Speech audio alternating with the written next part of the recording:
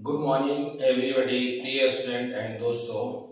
27 मार्च 2026 ईस्वी को साहित्य के क्षेत्र में सरस्वती सम्मान की घोषणा किया गया है और यह सम्मान बहुत ही इम्पोर्टेंट है। साहित्य के क्षेत्र में दिया जाता है और 8वीं अनुसूची में जो 22 भाषा है उसी भाषाओं में जो भी भारत के साहित्यकार हैं, कवि हैं, लेखक है, उपन्यासकार है, कहानीकार है, उन्हीं को दिया जाता है। और उनके लगभग में 10 वर्षों की कृतियों को, जो उनकी रचनाएं हैं, उसी के आधार पर यह पुरस्कार सम्मान में दिया जाता है। और यह अभी जो दिया गया है वह 2004 के बाद 2025 में पुरस्कार दिया गया है और यह पुरस्कार 2025 का है, बंगाली उपन्यासकार को दिया गया है। तो इस पुरस्कार के संबंध में कुछ डिटेल्स हम लोग देखते हैं कि सरस्वती सम्मान पहली बार कब दिया गया और किस व्यक्ति को दिया गया। अभी जो हम लोग देख रहे हैं वो कौन सा सीरीज है, पहली बार ये पुरस्कार कब से दिया जा रहा है, वर्तमान समय में जो पुरस्कार दिया गया वह 2025 का पुरस्कार है। तो ये बहुत ही इंपॉर्टेंट पुरस्कार है, इसीलिए इसके संदर्भ में एक एक पॉइंट को हम लोग विश्लेषण करते हैं और अच्छे से देखते हैं। तो मैंने पूरा शीर्षक वगैरह लिख दिए हैं, आप देख लीजिए। यहाँ लिखा हुआ सरस्वती सम्मान 27 मार्च 2026 में घोषणा किया गया है और 2025 का ये 35वां सम्मान दिया जा रहा है। सीरीज में 35वां है सम्मान जो दिया जा रहा है और पहली बार पुरस्कार 1991 में 1991 ईस्वी में दिया गया था और अभी जो है 2026 में पुरस्कार 2025 का घोषणा किया गया है। तो यह बहुत ही इंपॉर्टेंट पुरस्कार है। इस पुरस्कार का आपको है कुछ योगदान है, कुछ कार्य है, उसके संदर्भ में देखते हैं कि इस पुरस्कार में कितनी राशि है, राशि के साथ साथ और क्या दिया जाता है जो सबसे महत्वपूर्ण है। तो भारतीय भाषाओं में लिखी गई 10 वर्षों में कोई भी लेखक हो, कोई भी कवि हो या कोई भी उपन्यासकार हो, उसके 10 वर्षों के द्वारा जो 10 वर्षों में जो उत्कृष्ट कृति है के लिए एक वार्षिक साहित्य पुरस्कार है। वैसे तो आप देखिएगा भारत में जो साहित्य का सबसे ऊंचा पुरस्कार है वह ज्ञानपीठ पुरस्कार है। साहित्य का सबसे ऊंचा पुरस्कार ज्ञानपीठ पुरस्कार है। जब आप वर्ल्ड में आएंगे, विश्व में सबसे बड़ा साहित्य पुरस्कार कौन सा पुरस्कार है, तो नोबेल साहित्य पुरस्कार है। और नोबेल साहित्य पुरस्कार 1913 में गुरुदेव रविन्द्रनाथ टैगोर को दिया गया था और ज्ञानपीठ पुरस्कार 1965 से शुरू हुआ है।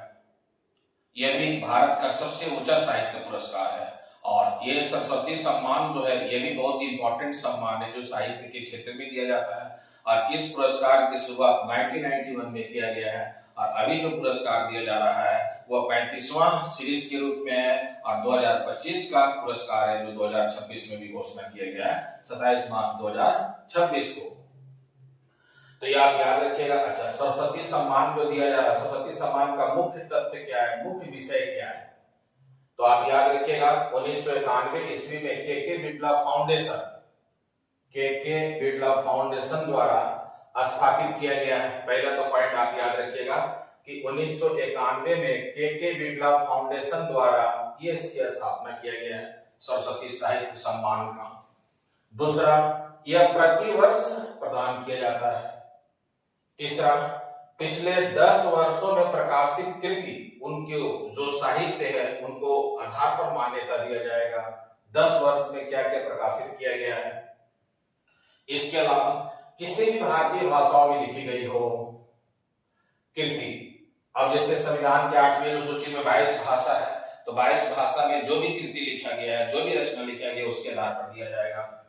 अच्छा, इस सम्मान में कितना राशि दिया जाता है, 15 लाख रुपया सम्मानित किया जाता है। इसके अलावा 15 लाख रुपया तो नगद कैश दिया जाएगा। इसके अलावा एक प्रशस्ति पत्र दिया जाता है और एक स्मृति चिन्ह दिया जाता है। 15 लाख रुपया कैश में दिया जाता है सम्मान के रूप में, एक आपको इसमें है कि प्रशस्ति पत्र दिया जाता है और एक स्मृति चिन्ह दिया जाता है। तो 3 चीजों को दिया जाता है जो साहित्यकार होते हैं, जो उपन्यासकार होते हैं, जो विजेता होते हैं। और इसकी शुरुआत 1991 में किसके द्वारा, के बिड़ला फाउंडेशन के द्वारा किया गया है। तो ये आप इंपॉर्टेंट है जो इसमें कभी कभार मान लिया आपको क्वेश्चन भी पूछ दे एग्जाम में कि इस पुरस्कार की जो है भारत सरकार का है ये के बिड़ला फाउंडेशन, तो आपको के बिड़ला फाउंडेशन के द्वारा दिया जाता है, इसको आपको याद रखना है। जो सबसे इंपॉर्टेंट है। अच्छा, अभी जो लेटेस्ट में दिया गया है वो 35वां सम्मान दिया गया 2025 का। अभी ये लेटेस्ट में इसी को याद रखना आपको है। और वो कौन है? तो बंगाली उपन्यासकार है जिनका नाम है राजकुमार मुखोपाध्याय। राजकुमार मुखोपाध्याय को दिया गया 35वां सरस्वती सम्मान 2025 में। घोषणा 27 मार्च 2026 को किया गया है।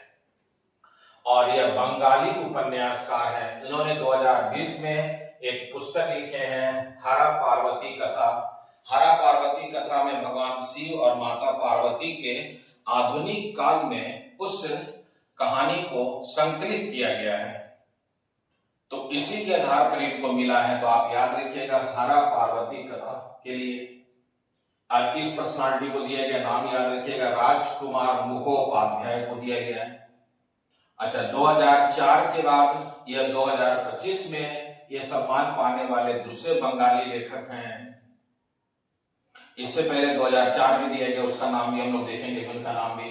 अच्छा, यह सरस्वती सम्मान के अलावा इनको और कौन कौन सा सम्मान प्राप्त हो चुका है उसके विषय में देखते हैं। तो आपको इनको बंकिम चंद्र पुरस्कार सम्मानित किया गया है। बंकिम चंद्र चटर्जी एक महत्वपूर्ण राष्ट्रीय आंदोलन के एक महत्वपूर्ण आपको स्वतंत्रता सेनानी थे, नेशनल हीरो के रूप में। और उन्होंने ही सबसे पहले आपको आनंद मठ नामक पुस्तक में वंदे मातरम, और वंदे मातरम हमारा क्या राष्ट्रीय गीत है, तो यह बहुत इंपॉर्टेंट, यह सम्मान उनको पहले मिल चुका है, आप याद रखिएगा, बंकिम चंद्र पुरस्कार से। फिर बंगला अकादमी साहित्य पुरस्कार भी इनको दिया जा चुका है, राजकुमार मुखोपाध्याय को। इसके अलावा सोमेंद्र चंद स्मृति पश्चिम बंगाल पुरस्कार से भी सम्मानित किया गया इनको। तो आपको याद रखिएगा, बंकिम चंद्र पुरस्कार, बंगला अकादमी पुरस्कार, सोमेंद्र चंद्र स्मृति पश्चिम बंग पुरस्कार से सम्मानित किया जा चुका है। 2004 में पिछला बंगाली विजेता कौन रहे हैं? तो सुनील कुमार गंगोपाध्याय रहे हैं।